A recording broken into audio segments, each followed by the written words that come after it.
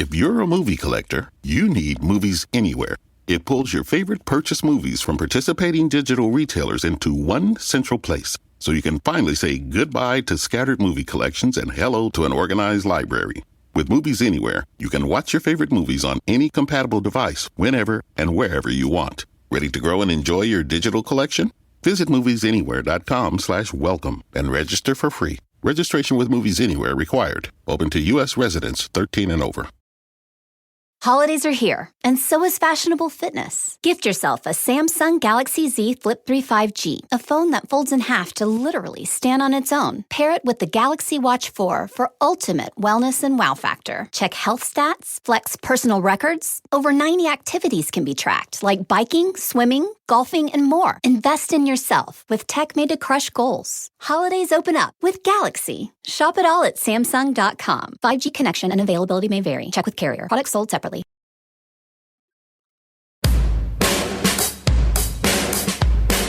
Hey everyone, this is the Almost World Podcast. Bringing to you mind-blowing interviews with guests from all over the world.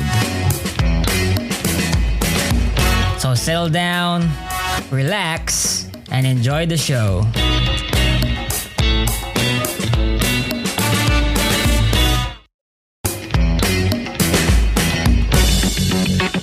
Oh yeah, by the way, if you like the podcast, please support Elmo's World Podcast on Patreon. Your support is what helps the podcast improve more and more. Welcome to Elmo's World Podcast. This is Elmo Ador Jr., your host in Elmo's World. And I have my friend Jazib here. Bro, can you tell us something about yourself? Hi, Elmo. Thank you very much for having me. And basically, I am a person who's originally from Pakistan, and I'm also a YouTuber. But by education, I'm an engineer. I work as an electronics engineer here in Canada. I live in Canada at the moment. So other than that, I talk about science, history, and religion as a part of what I do. So yeah. Mm-hmm. Okay. Cool. And that's pretty much me in a nutshell. Okay. And thank you for having me here. And you're an engineer, right? Or are you still studying?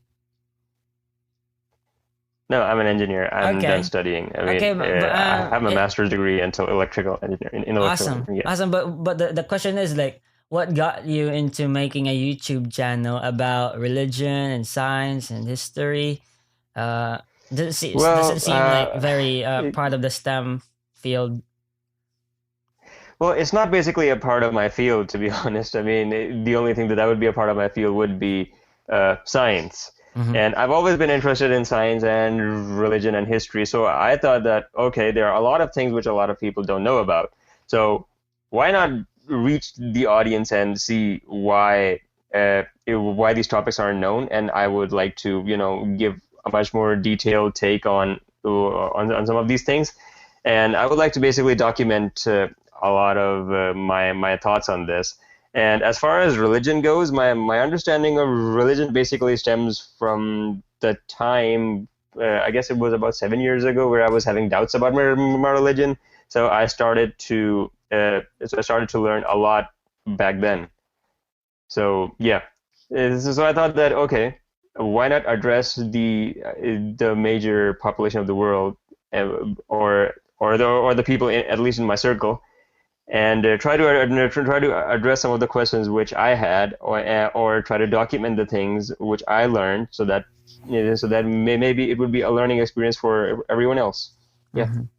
Yeah, I guess you could say that, but I think you have an innermost desire to actually be someone who would be able to share such information, or to clarify all the misinformation and help other people be able to understand this and be a good source for that information. And I think that that innermost desire is part of one of your passion as being someone who dives into these kinds of stuff, you know. And I really respect that, man. And to me, this is my podcast is something like that as well, you know. I'm not planning to do this full time, but hopefully.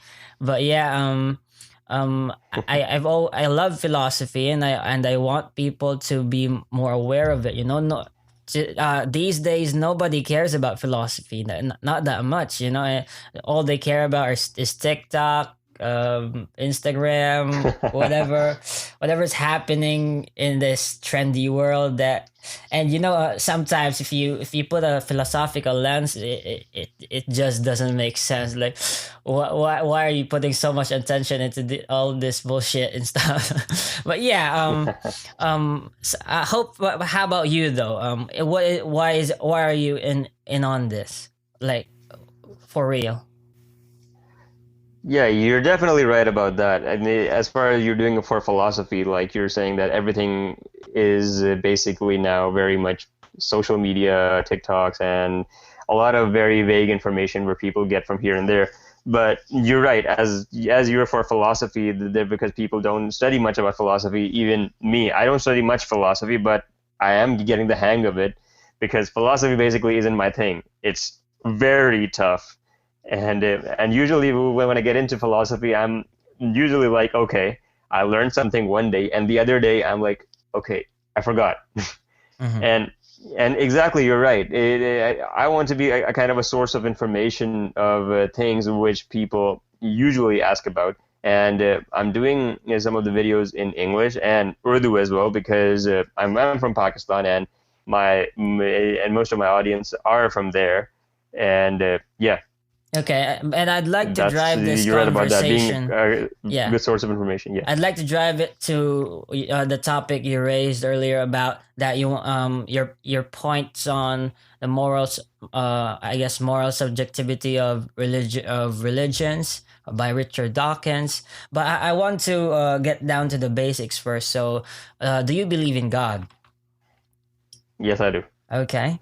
Yes, I do. But what are the reasons as to why you have this belief? Well, as I said earlier, that it was about 7 years ago where I was having doubts in my religion, and those doubts basically stemmed from my understanding of science, my understanding of, basic understanding of human morals, and that's where I began to think, like, okay. Let's start with science. I started to have my doubts in science when I was studying a lot about the Big Bang, and so suddenly I discussed it with one of my uncles, and he was like, "Do you know who is operating this universe?" I'm like, "Okay, why was this question restricted to the word who? Why not how and why?" These are two very big philosophical points where you can raise it, right?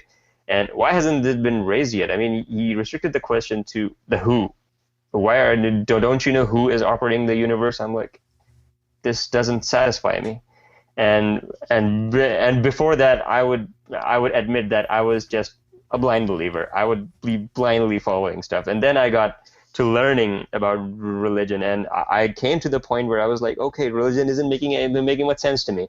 I began to have a lot of doubts, and then I started to study more about Christianity a bit, and Islam quite a lot, and other religions too. And then I came to a point where I said to myself, okay, I'm intellectually satisfied to be a theist, a God believer. Awesome. Any religions that you subscribe to? Yeah, I am a Muslim. Oh, okay. Alhamdulillah. Okay. Hopefully then that we could drive down what your points are against Richard Dawkins, and as to what your basic presuppositions are in Islam. But okay, let's talk about subjectivity first, because you're a Muslim. I'm guessing that you believe in objective morality. And a lot of atheists would always say this to a theist, you may claim that morality is objective, but you wouldn't be able to demonstrate that. Therefore, your morality is as subjective as mine. So I can prove that morality is subjective, but you can't.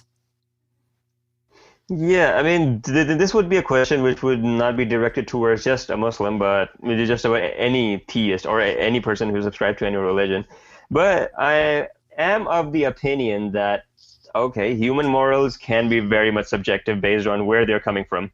And what religion does, it calls them to, not just Islam, it calls them to an objective set of values which are described from from scripture or from religious people such as the prophets.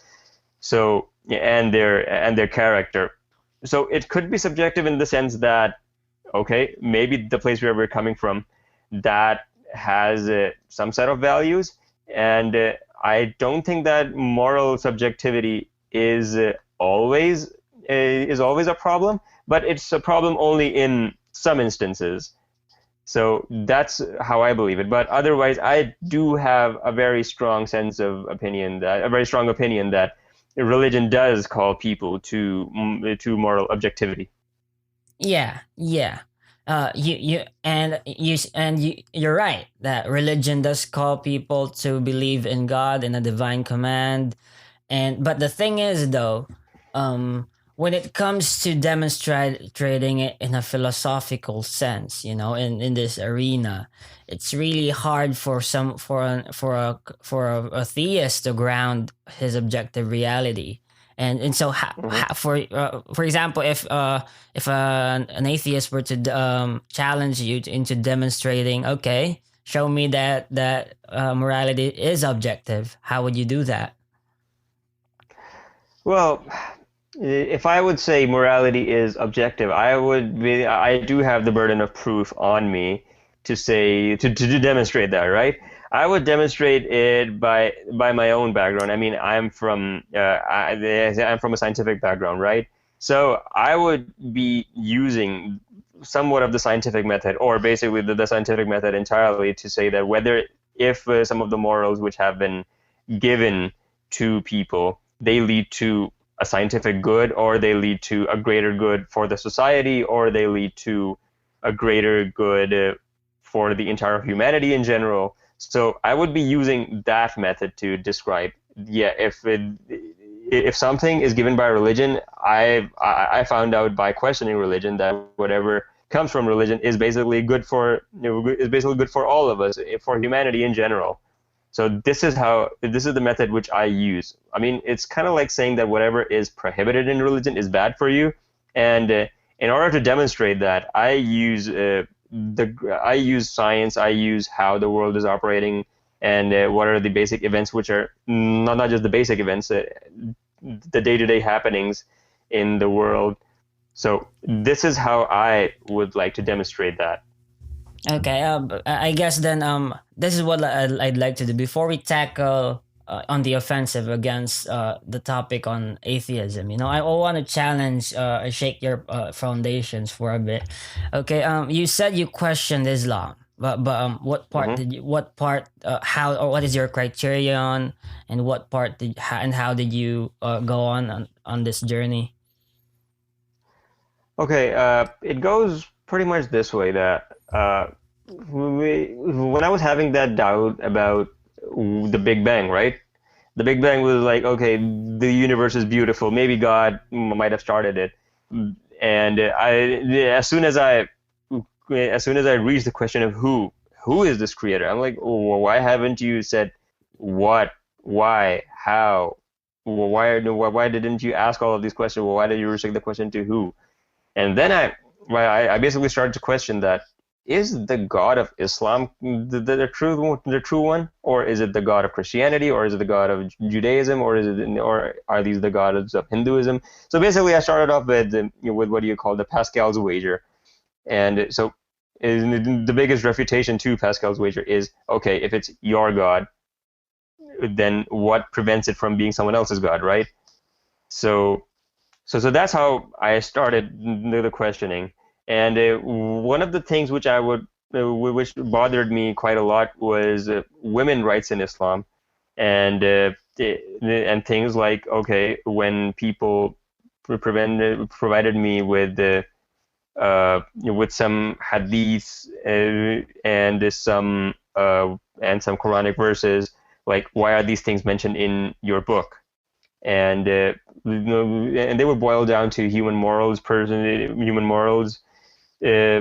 One of the, like, I'm pretty sure you must have heard of the argument about Islam allowing husbands to beat their wives, and a hadith which say that, yeah, men are superior to women, and women are not as good as they should be in their intellect, and treating the people who are not subscribed to Islam in a very subjugated manner. These are some of the things which were ingrained in my head by the time I was growing up. But when I started to question these things, I was like, okay, I need to ask a lot more questions.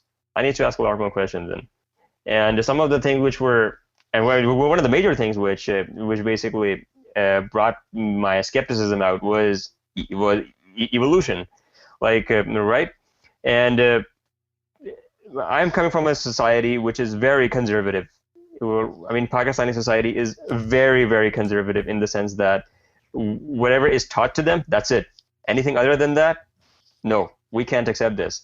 And by the time I was questioning these things, I was like, okay, there is so much evidence on evolution. There is a plethora of evidence all over the sciences, but Muslims are having a hard time in accepting it, because I was taught since childhood that evolution is just garbage. It's wrong.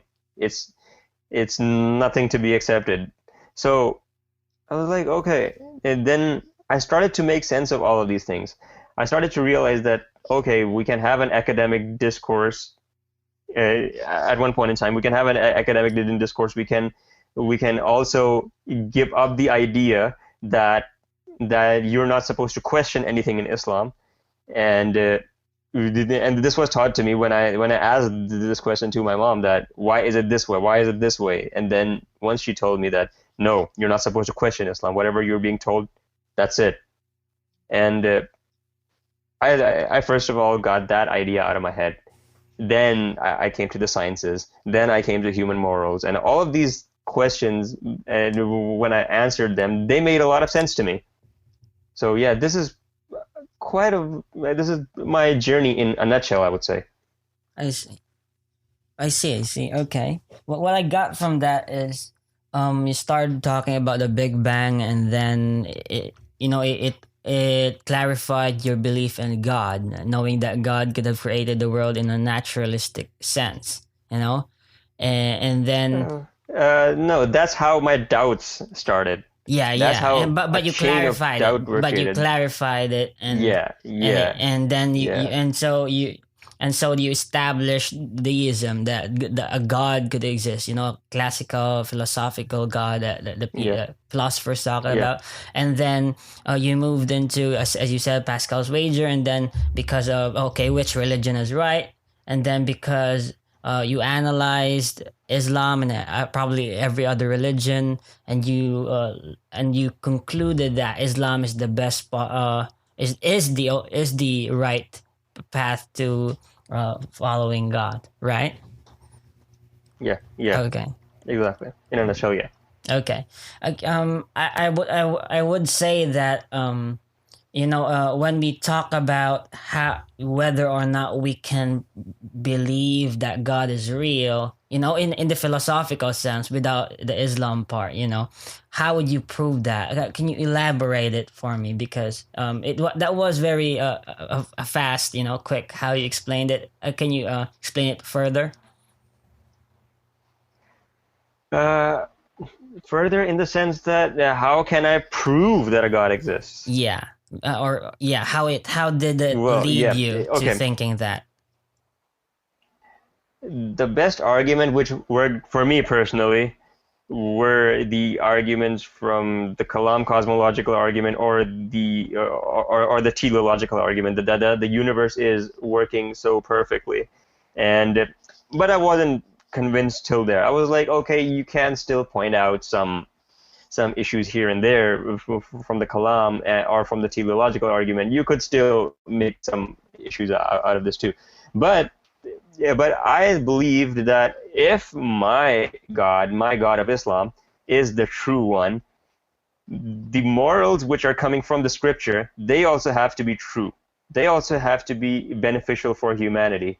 So if we go into the depths of the things which Islam has considered right and what it has prohibited for humanity, and which is considered, if it has prohibited something and called it haram, maybe they're good for humanity. And it turns out that they are, and as far as my experience goes. That's how I reached to the point that if the God does exist, it's the God of Islam. Yeah, but not talking about Islam, like whether or not it's the God of Islam or not, but just basically God, like a creator. Why do you believe there is such a thing as someone up there who created us? Yeah, as I said, the way the universe is functioning, the way things are placed in the universe, I found the Kalam cosmological argument and the teleological argument the most the most convincing. Yeah. Okay. And then because of that, let's talk about how you proved Islam to yourself then. Like what criterion other than the challenges of it, because when we talk about a religion, I feel that a religion presents itself as the answer or as revelation from God, what God wants man to do. And when that happens, and there's a presupposition as well that man is not just a physical body, but also has a soul. And so when it comes to the spiritual part of Islam, did you have a feeling that it's self-evident that Islam is the right religion? I didn't move with a confirmation bias, to be honest. No, I didn't. I was like, okay, let's look at this from a very unbiased lens. I removed by the time I was answering these questions, I removed my confirmation bias or any such spirituality. But when I came to evolution, I answered it this way, that okay, all such theories are basically answering in a way that they're focusing on the animal being of the human. They're focusing on the physical being of what the human being looks like. But you cannot separate spirituality from a human being. You cannot separate the good and the bad from the human being. And I found no reason to believe that the good and the bad come from human beings only. And when I start to read more into history, as I said, history is one of the areas which I'm very much interested in. When I went into history, when I studied history, I was like, okay, if good and bad exists, if the concept of good and the concept of bad exists, it doesn't come from humans, because the more you read into it, the more you'll realize that this is a vague argument to say that that things like democracy and liberalism and other ideologies describe good and bad. And the best answer we have for now is democracy. It's the people who decide what was good and what's bad on the grand scale of things. And the more you go into history, the more you'll realize that it hasn't been the case. And this is what my present research is about. I know I'm not in a position to publish this, but yeah, I've researched this from whatever my findings are. And that's how I realized that good and bad do come from something which is far more superior than human beings. And other than God, I couldn't find the answer. So I concluded that, yeah, God is the one that describes the good and the bad. Okay, cool. And let's talk about what you meant by your points, counter arguments against Richard Dawkins's religious zeitgeist, The moral moral zeitgeist. zeitgeist. Yeah. Can you Yeah. explain it to the audience, and then maybe you could elaborate your points on that? Okay, yeah. Uh, the moral zeitgeist argument, which is presented in Richard Dawkins' book, The God Delusion, in summary, it would say, I mean, I read his book, and it's a huge chapter. It says that morals become better with time. And he gives the example this way, like slavery was abolished, and it was abolished by human beings gradually.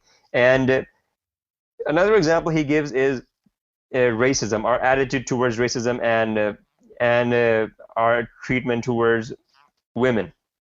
This is one of the things. And he gives the example this way, like, for example, if any black person would say that Abraham Lincoln abolished slavery, and he would be a hero in their eyes, probably, especially if he was in North America. But a lot of people don't realize that Abraham Lincoln actually said that something along the lines of, I may have abolished slavery, but I in no way am saying that a black person is equivalent or better than the white person. He still believed in the morals or in the physical superiority of the white race. And if he was to say something like that today, he would be considered as a racist. But according to him, he was a person that was way ahead of his time. And he gives the example of Huxley as well. And Huxley was at his time considered a progressive liberal person. So his argument goes along the lines of, whatever morals we have today, they might be better tomorrow. By tomorrow, I mean at another point in time. So that argument sounds very convincing and sounds very evident. But what I realized when I studied more into that, I was like, okay, it's on face value, it's very much convincing, but does this apply to other areas? For example, does this apply to India?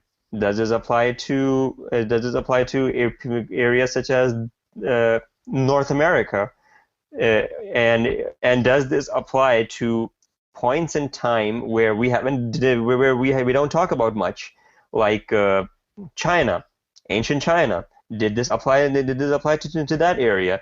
So my point is, the more backwards we go into history, the more we realize that this argument is not as consistent as it seems on face value.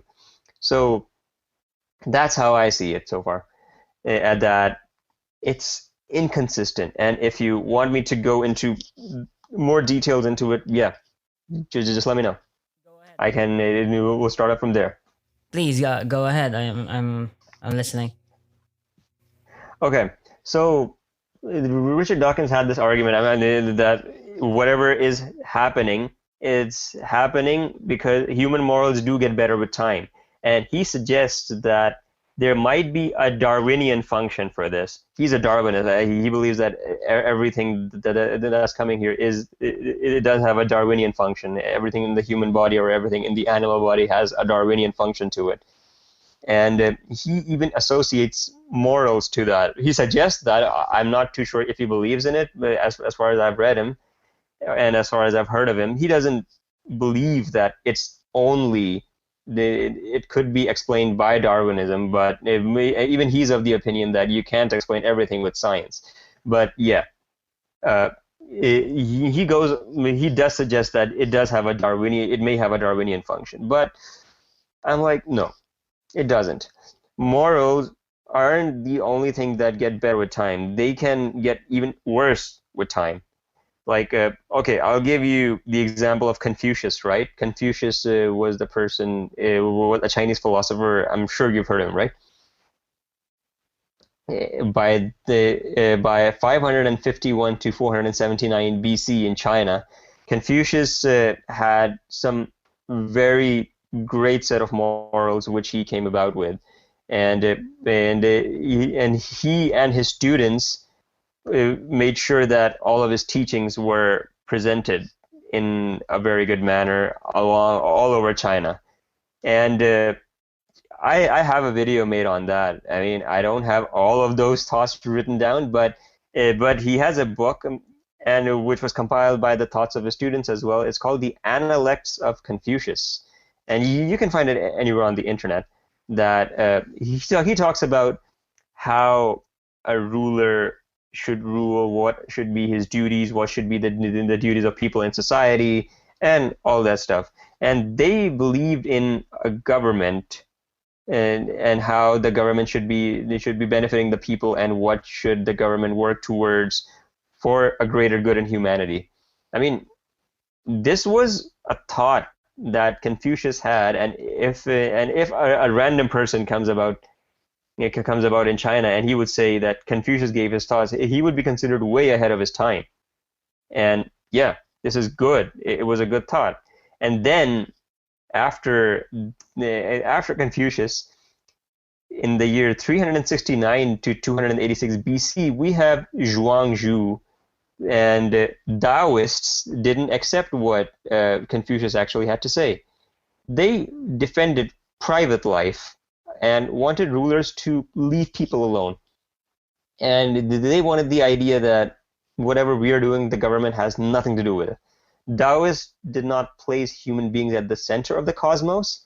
They believed that human contrivance upsets the natural order of things. Taoists also affirmed that the way, they believed in the way, they called it Tao, and their text would be given by Taoism Lao Tzu, and it was written by another person called Lao Dan, and it's also another Chinese philosophy of how people should live their lives. And next you have another Chinese philosopher known as Lord Shang, and he adopted very legalist policies, and he abolished all sorts of aristocracy, and he substituted a hierarchy of military titles and awarded based on the objective criterion of the number of enemy heads they cut off in battle. And to attract migrants from other states, new settlers were offered lands and houses. You can see that there's a progression of human morals taking place, right? And farmers were beginning to buy land over here, and you can see that there is a civilization here, and you also have a civilization at the time of Han Feizi, who ruled from 280 to 233 BC. But let's fast forward a little bit ahead to today, to modern day China.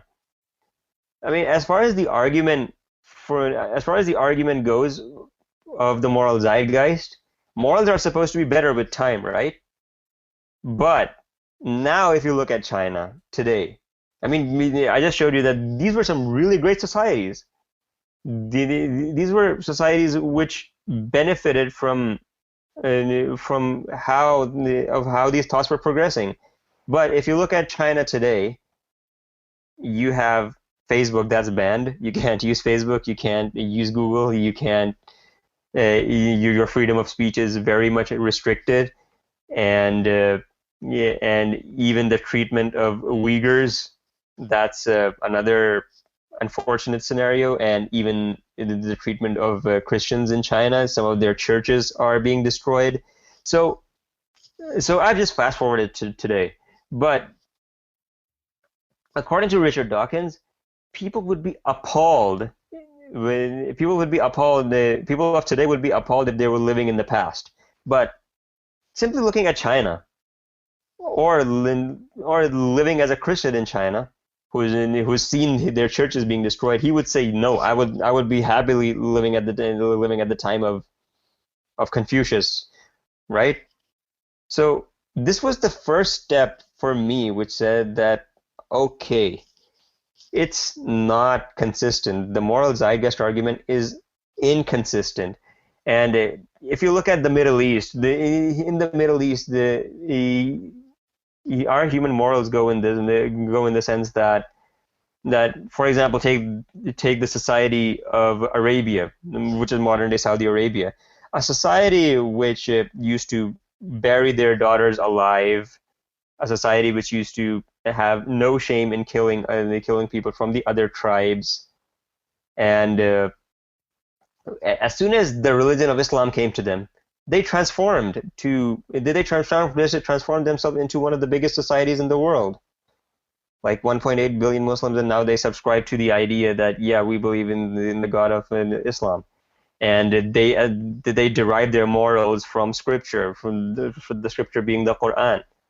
And you could also make the argument that Christianity was a part of this.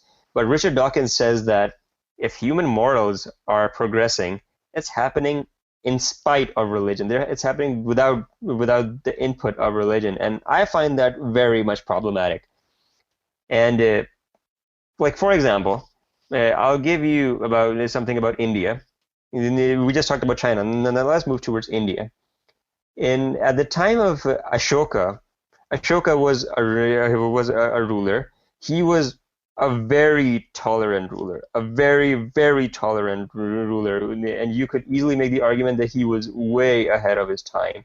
And Ashoka, at his time, when people used to believe that he's a Buddhist, and he introduced a set of very tolerant codes. He used to say that all men are my children, and what I desire for my children, I desire for all men. It's written in one of his rock edicts, and he spread his word throughout India through his missionaries and through his edicts in Sri Lanka and India, Nepal, Afghanistan. I mean, modern day Afghanistan, modern day Pakistan, modern day Sri Lanka. Previously, I'm just calling this entire area as South Asia or India.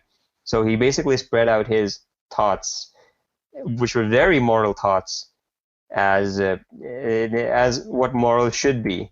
Peace and prosperity was prevalent during his time, but as soon as he died, just 100 years after that, you can see that the morals of South India, or the morals of South Asia, they began to take a very wrong turn, and these are coming from one of the thoughts of I would say these are reflected by the laws of Manu, and in Hindi terms, the laws of Manu would be coming from the book of Manusmriti. It was a book which was followed by Hindus there, and if morals were supposed to be better with time, they would have been better after Ashoka, right? But they didn't. They got a lot worse.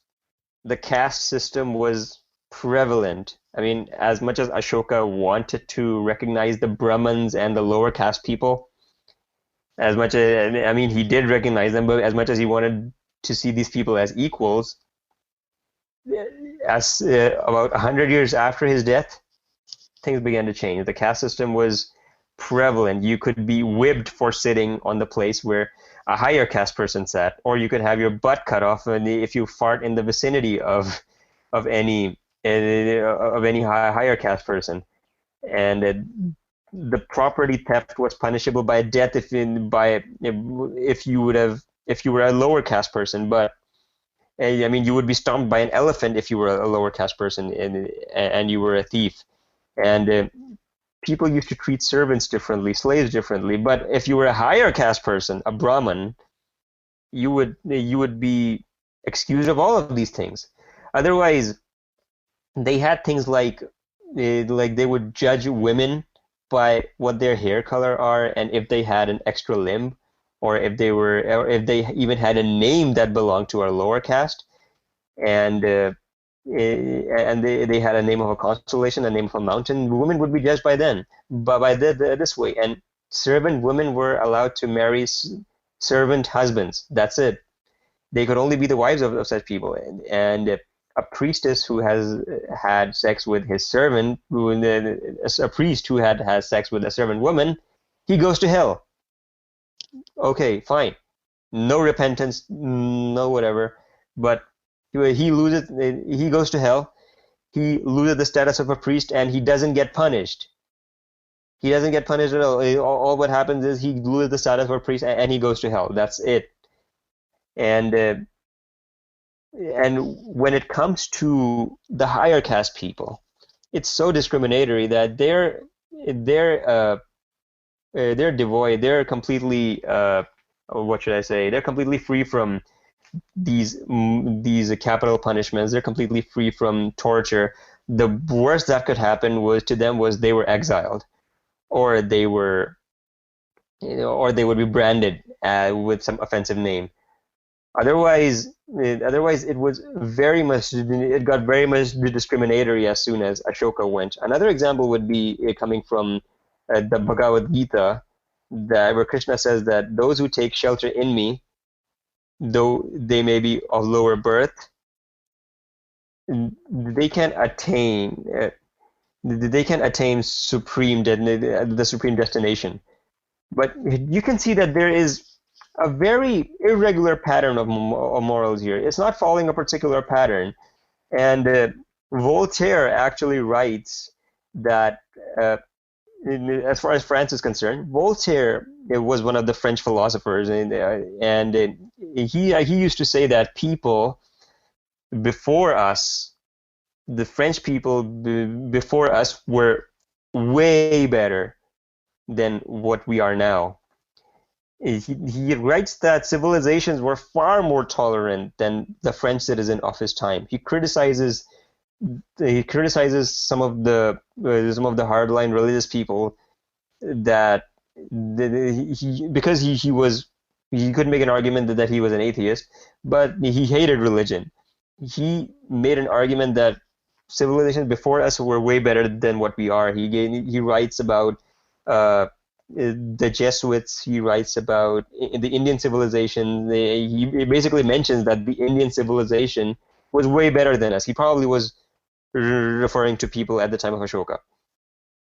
And he also gave the reference to the Chinese, that even the Chinese were way better than us. So the more you read into history, the more you realize that it's not true. The moral zeitgeist does not hold. And yeah, this is how I see it. And okay, staying in France, staying about the people, about the French, Voltaire was actually right that their morals are becoming way weird. We do see French intolerance in when they were the colonizers in Algeria, where French colonizers caused the creation of a huge wave of intolerance among people of Algeria when they got French citizenship and stuff. We have a huge history which says that the moral zeitgeist argument isn't true, and that's how. And this has been my research so far. I know it hasn't been published in any research paper, and I don't want to, and I'm not in any position to do so. But if you look at France today, French secularism is based on, I mean, I wouldn't say it's fundamentally based on that, but France has a history of anti-Semitism and Islamophobia. And they have a very negative attitude towards religion in general. So if morals are supposed to be better, we are supposed to be more tolerant. Societies are supposed to be more tolerant. Societies are supposed to be more accepting. Societies are supposed to be less discriminatory. But according to Richard Dawkins, this has been the pattern in history. But the more I read outside the scope of what Richard Dawkins has mentioned, I see that it's a very inconsistent pattern. We cannot generalize. We cannot say that, and we cannot even say that there is a Darwinian function to this. I don't see any Darwinian function happening. So let me give you just one last example before I give it back to you. Jacques Cartier was one of the earliest people who came to Quebec in Canada. Quebec is a province in the eastern side of modern day Canada. He explored the St. Lawrence River, and which is now in an area near Montreal. And although the French people are quite intolerant, if you look at today, they have proposed a ban on religious coverings if you're in a government workplace. You cannot wear, if you're a Sikh, you cannot wear a turban. If you're a Christian, you cannot wear a Christian cross. If you're a Muslim, you cannot wear a hijab. If you're a Jew, you cannot wear a kippah. And this is how intolerant things have been in modern day Quebec, and it's legislation now. But if you look at their past, when Jacques Cartier actually came here, he realized that that one of the more common trades are fishermen and fur traders, and a significant amount of population died because of disease in the first winter. So the indigenous population of Quebec back then were so tolerant that they actually said that, please come here and we will help you survive these winters. I mean, this Jacques Cartier was a new person who came here, and he actually gained help from these people. And now the people of the same geographical location are doing this to them. They're like, no, we can't accept religious coverings. We can't accept religious clothing anywhere near us or in the places in places of government. I mean, it's becoming a little bit more intolerant, and Canada does have somewhat of a history where the indigenous population hasn't been treated so nicely. So it's not just Canada, it's North America, I would say. So the thing is, it's not consistent. The moral zeitgeist argument as given by Richard Dawkins is inconsistent to say the least and false at best.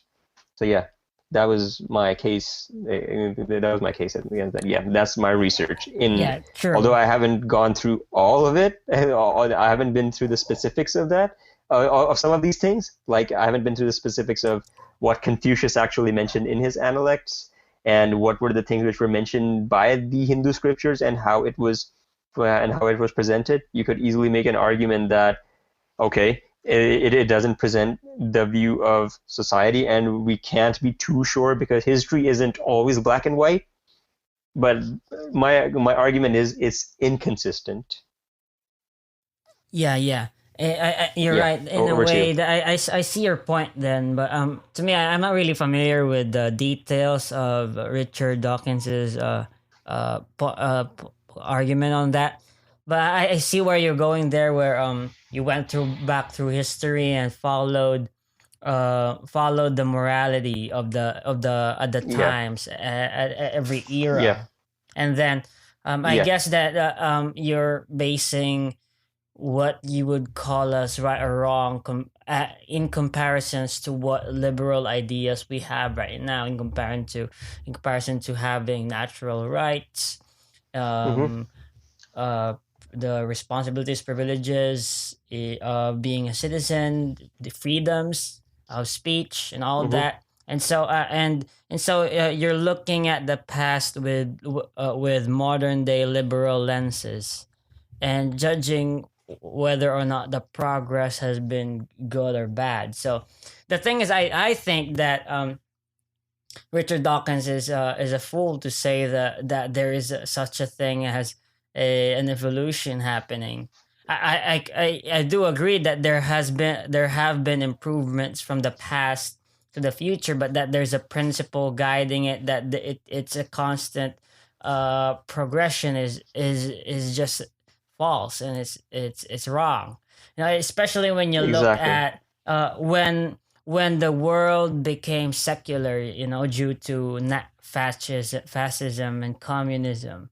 There you see the true face of moral subjectivity, and it's really horrible. It's really ugly, from the gulags to the Holocaust, even to the conclusions from simple scientific models of evolution where racism rooted itself, this and it was a century, the bloodiest century of all time, according to humans, and it's the 20th century, so that speaks a lot.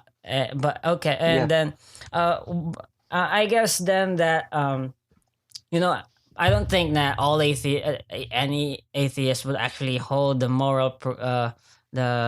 moral zeitgeist theory of Richard Dawkins, and I don't think Richard Dawkins even knows philosophy at all. But okay, I wanted to know then, to let you bring this to a point of what your main objective or main message to the people who subscribe to Richard Dawkins' theory on this. Like, what is the final say? Okay, that to dismiss it. I would say that his argument on face value does look quite attractive, but if you go more into history, it's a very, very inconsistent argument. It's inconsistent to say the least, and it's false at best. I would be on the verge of saying that, yeah, I don't buy his moral zeitgeist argument, because as a person who has read quite a lot of history in these areas, it's wrong. And yeah, okay, any atheist would say that, yeah, you're right, the 20th century would be the bloodiest century of all time, but we don't get our morals from there, and they're of the opinion that we believe in secular humanism, and secular humanism allows for humans. It doesn't necessarily recognize religion as a source of morals, but we fail to recognize that one of the manifestations that this moral progression can take, if it's completely secular, if it's completely liberal, is that of the Soviets. It could be that of China, the Chinese treatment of Uyghurs and Christians, and these are insanely bad. I mean, one could argue that the Soviets were basically following a model of state-enforced atheism. Secular humanism doesn't allow for force. But the thing is, we're gradually coming into the spectrum of saying that, yeah, it's not the moral zeitgeist anymore. It's not saying that our human morals are getting better with time. It's only to say that if you exclude religious morals out of it, if you don't have any objective sense of good or bad, you could easily argue that the Nazis were considered good people at some point in time. You could easily argue that the Soviets were considered some good people in their areas. And you're looking at, okay, I completely agree that it's unfair to judge those people from the standards of today, but even from the standards of their time, or even if you judge them from the standards of the past, it's very inconsistent. It's wrong to say. I mean, even if you were, like, I should say, in the 5th century or the 2nd century Arabia, in the Middle East, where there used to be some kind of arguments between Jews and Christians, right? Even if you tell them that there are going to be people such as the Soviets or the Nazis, they're going to be appalled by them. They're not going to be of the saying that, yeah, you're right. Yeah, it could be the morals, I guess. Morals do get better with time. No, they don't. And sorry about that. No, they don't get better with time, despite a religion. They can get even worse, but religion does play a huge part in shaping what good and bad is. And a simple study of history is enough for that.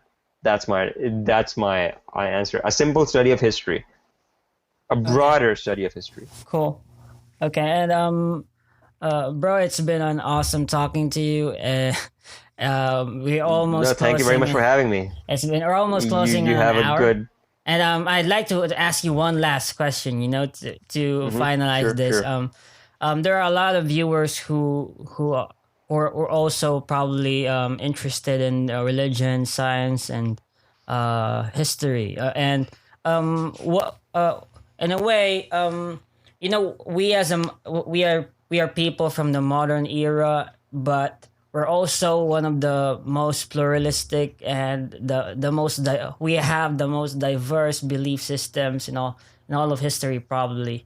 And what would you be your message to them to say that to have an objective view of what is good and bad in history, because of the moral subjectivity that is taught in secular education. In a way, how do you help them have a guide into determining which is right and which is wrong?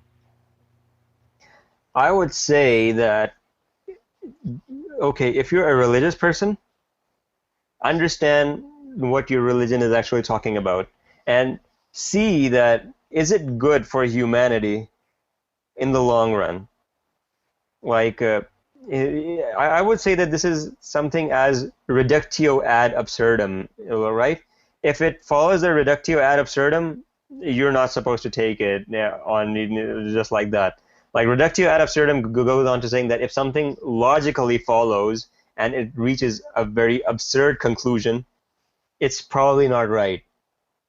Judge your morals and understand what's being taught to you from this lens. Understand that things are true or false from the lens that are they leading to an overall good or are they leading to an overall bad? Because according to us, good and bad comes from God, right? Because we're theists. But if according to them it leads to a very absurd conclusion, like, for example, I am seeing these days that there are some people who are saying that even pedophilia is something that should be accepted as a sexual disorder, and I'm like, seriously? And it should be equated to something as the acceptance, something we look at something as an acceptance. I'm like, no, we can't accept it. We can't accept something like that. But the thing is, if an acceptance of something of the sort goes to a very absurd route, we need to question that. We need to criticize that. We need to look at that if it's good or if it's causing more harm to the human race or if it's causing more harm to people. So this is going to be my message. My friend, thank you so much for your time. It's been awesome. Hope you have a good day, man. No, thank you very much for having me. And yeah, please promote your too. channel. Have a great day, man. What is it called again? Sorry? Your YouTube channel. Oh, okay. You can. Oh yeah, my YouTube channel is Jazib Kaleem.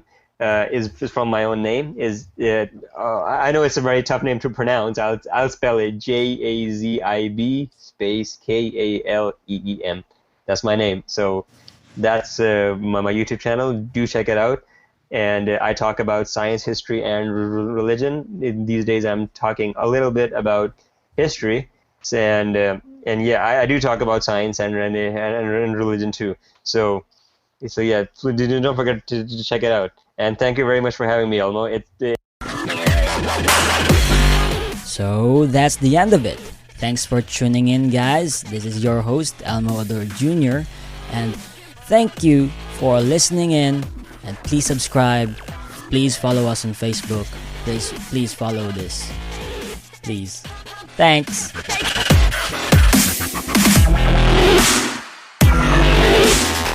With unlimited free delivery, a Walmart Plus membership helps with whatever life throws your way. And the holidays throw a lot. Like when you make a gift list, check it twice, but still forget someone. Or when you plan a dinner for 4, but 14 show up. Or when you turn away for 2 seconds and your dog eats the turkey. Bad boy, Dino! Walmart Plus saves the holidays with unlimited free delivery on fresh groceries and more at everyday low prices. Start your free trial membership at walmartplus.com. $35 order minimum. Restrictions apply. See membership details.